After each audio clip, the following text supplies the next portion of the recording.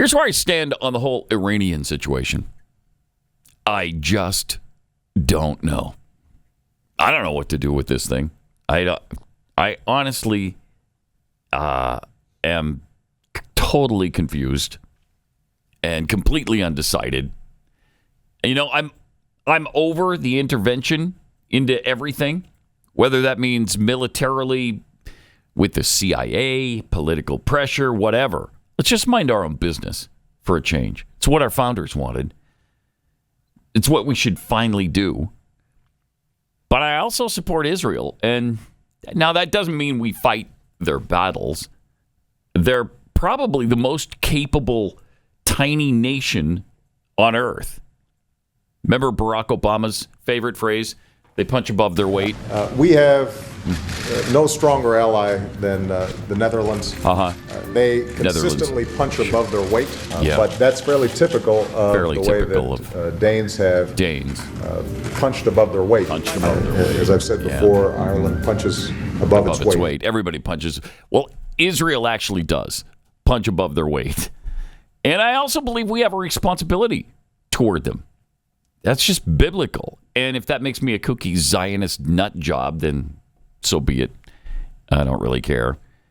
But with the situation as it stands now, I mean, I don't want troops on the ground no matter what. The only military intervention I would even consider, other than sending aid in the form of cash and weaponry, is, you know, maybe dropping that massive ordnance penetrator, the MOP bomb, on Iran's Fordow facility.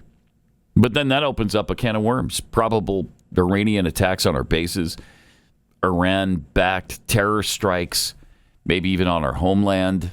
I mean, who knows what that opens up. So I don't know what the red line is, really. I don't know where we go from here. It's a really tough situation. There's no good answer here. Everybody says they can't be nuclear armed, and I agree with that. I don't think that would be a good thing. I think they would certainly use it on Israel. Would they try to use it on us? They don't have a delivery system to get it to us. But who knows, one day, you know, they come up with an ICBM that can take it to the United States, or, I don't know, they take it here on a boat. I don't know. But they can't. I think pretty much everybody's in agreement that they should not be in possession of a nuclear weapon. So where do you go from here? Israel knows they can't get to the nuclear facility in Fordow. So that's 300 feet underground, they estimate. And the only thing that can do that is that massive ordnance, that huge bomb that's 20 feet long and 30,000 pounds. And it can only be dropped from one of our bombers. It's got to be a U.S. bomber. The B-2 is the only thing that can handle it. So the B-2 bomber has to drop it, and then it penetrates a certain distance. Once it hits, it doesn't explode immediately. And then, as you can see some of the specs there, and then it blows up after it penetrates deeply enough. So it's an amazing weapon. And we're apparently the only ones in the world that have it and can do this.